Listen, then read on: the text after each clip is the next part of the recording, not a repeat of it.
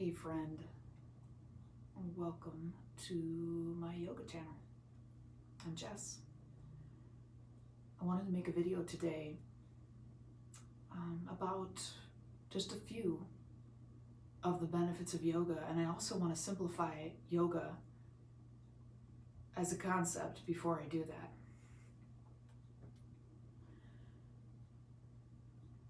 So yoga is this huge thing, right? Like, it's a philosophical system. It's a set of breathing and movement practices. It's old. And it's very much associated with these physical postures that, when you see some of them, whether it's the way that yoga is depicted in media of various kinds, or even just books, right, with like yogis doing yoga, as far as the physical asanas are concerned, some of these things look really challenging and incredibly out of reach, and are.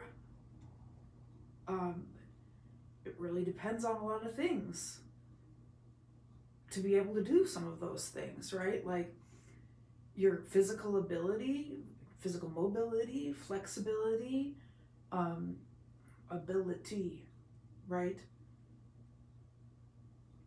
When people have varying conditions, whether they're physical or mental health related, something like yoga, when you learn about it, you know that it could be beneficial for whatever, your mental, emotional well-being, your physical well-being, your spiritual well-being. Often conceive of yoga as this unattainable thing, or maybe it's this thing that is for like a specific group of people or a specific type of body. And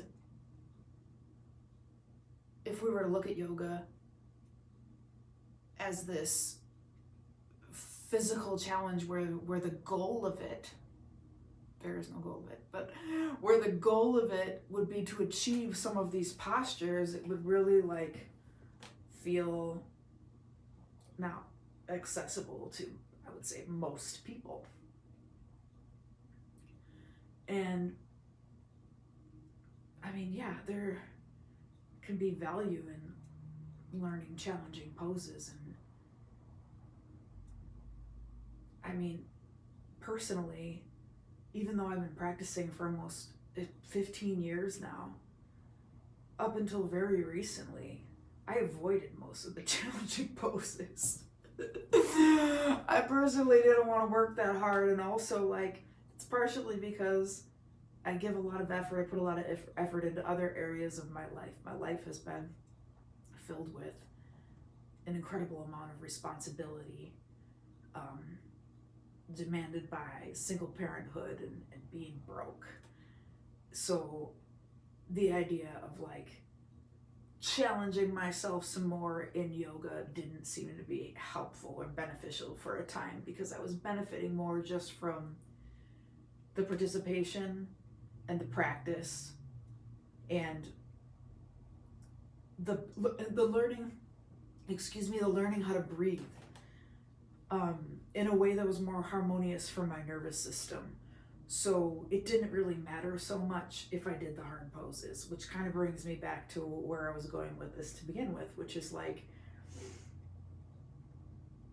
I want people to understand, and the students that I currently have and work with right now, to understand that anytime we engage in mindful movement, full present moment awareness, and moving our body, we are doing yoga. It does not require fancy poses or a fully able body, meaning if you have some physical limitations, use a wheelchair, have chronic pain, any number of things that would prevent someone from being able to access some of the standing poses, the balancing poses, like those aren't necessary. If you can do those things, awesome. Do those things. Have those things be a part of your practice.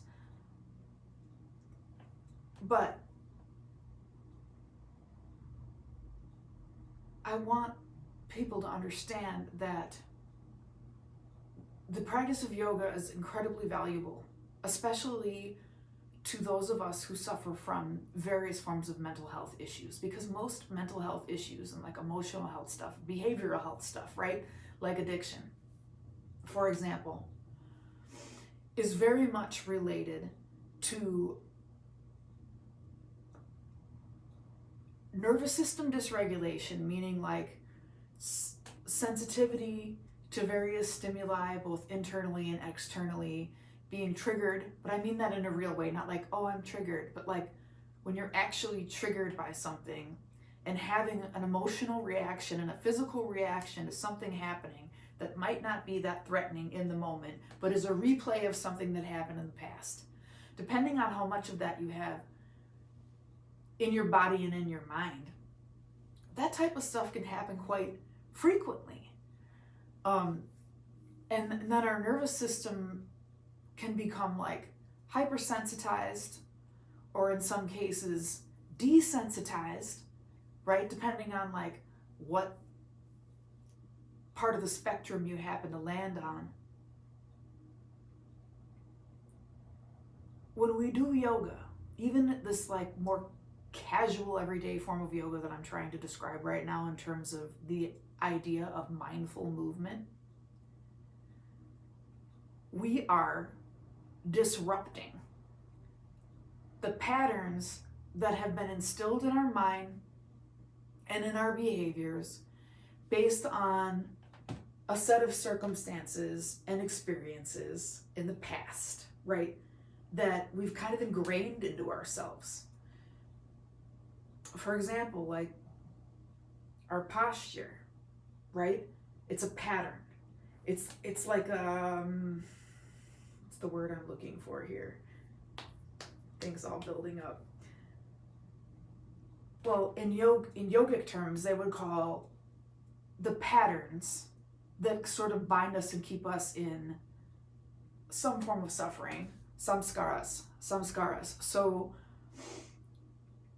the way we talk, the way we think, the way we process reality, the lens through which we see things, intense emotion, both pleasant and not so pleasant, memories that become visceral, meaning like in us. All of these things are manifestations of these samskaras, these patterns, right? Neural pathways, samskaras. So like when we are anxious or when we are depressed or when we're engaging in compulsive behavior, we're often really deep in these patterns that might not be beneficial for us, but that have been created to help us survive, And perhaps at some point, these things that once helped us survive are no longer helpful. They're not benefiting us anymore. So if we can begin to sort of disrupt these patterns, the pattern of our shallow breathing, the pattern of our hunched over posture, the pattern of maybe not connecting to the ground enough when we're walking, or the pattern of checking out when we're washing the dishes because we're irritated that we're washing the dishes instead of being mindful while we're washing the dishes.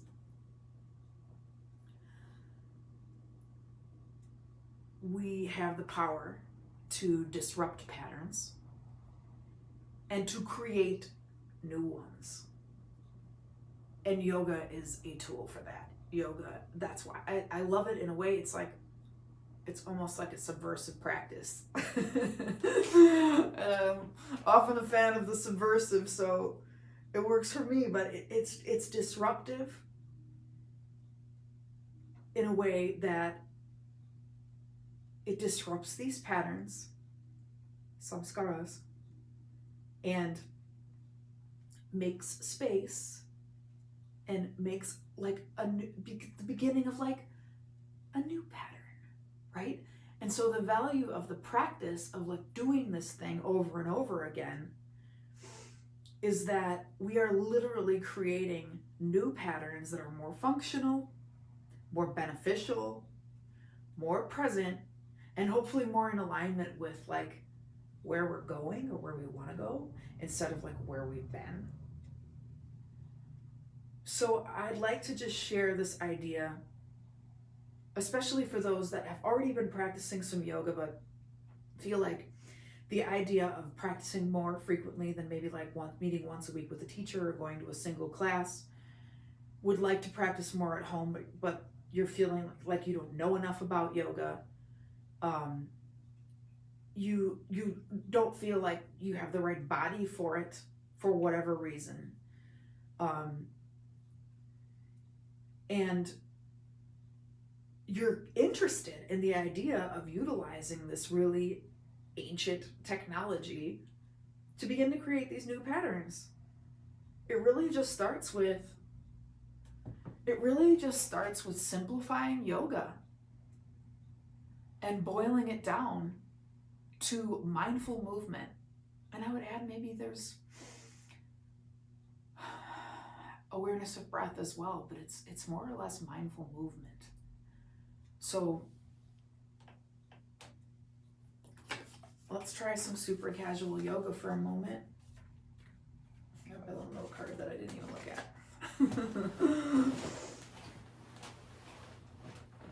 Wherever you are, maybe just plant your feet if you can.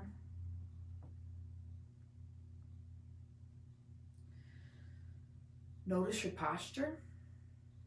Check in with your shoulders.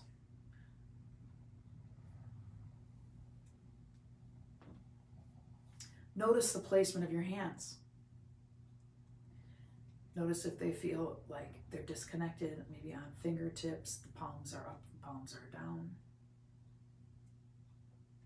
Notice if it feels like if your feet on the floor, if you can feel contact with all of the toes, the balls of the feet, the heels, or if you're kind of on outer edges, inner edges, or front or back.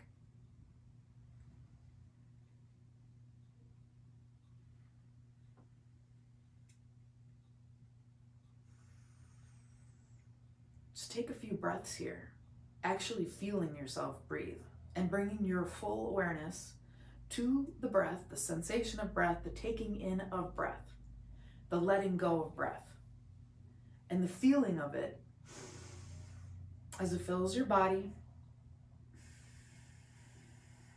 and as it releases. At the same time, consciously connect your feet to this ground. Whatever you're sitting on, consciously connect the sitting bones, the backs of the thighs, into that space. Connect the hands. Relax the shoulders. Relax the jaw. Inhale and exhale. There's your yoga practice. That was it. Being present in your body, feeling yourself breathe, making some adjustment to lengthen your spine, in this case, to relax your shoulders, to release tension from your jaw. Mindful movement, subtle movement, hardly moved at all, but mindful movement. Building more moments of that type of practice into your day. I had mentioned washing dishes. I have to challenge myself to practice yoga when I'm washing dishes. I like to lean my hips on the counter, slouch my shoulders, check out. What I then do when I realize that's happening, stand up a little taller, relax my shoulders, feel my feet on the ground, enjoy the feeling of warm water on my hands, aware of the fact that it's an incredible blessing to have warm water on my hands and how much more difficult it would be to wash dishes if I didn't. Smell the soap. All of the details, right? Taking in that experience. If you're sitting on a computer at home, mindful of your posture, noticing something's like tight, stiff, maybe making an adjustment with your body to make that feel better, right? So, but instead of making like a swift kind of movement, actually take a second to gather information. What am I feeling? Where am I feeling it? What would feel better? And then mindful movement. You don't have to know any of the poses. You do not have to know any of the breath work. You do not have to be flexible or skinny. None of it matters. Just come into the body and the mind, connect them, practice that mindful movement. You know, the more you get into yoga, if you get into yoga, the easier it may become to practice yoga as a more formal practice regularly with less and less resistance. I have found that. But if you are just interested in the benefits of yoga as it relates to things like anxiety, depression, and addiction, and sort of the healing potential of the practice in terms of the nervous system, please know you're so welcome to this practice. It does not have to be as complicated as it appears. Mindful movement can be practiced by anyone, anywhere, anytime, which makes it radical and accessible and sort of like an all-purpose healing tool for those who may venture out and try it. So I want to thank you for your time and your attention. I want to welcome you to ask questions, leave comments. I probably left things out. I'm preparing these little talks to some extent, but I'm also just speaking freely about the things that I know and have experience with. So I might miss things. I'm happy to be questioned and corrected. Super appreciative of anyone who has left likes, it's sweet, it's valuable, and I appreciate all the subs. So let me know what you'd like to talk more about yoga-wise, and I will see you all next time.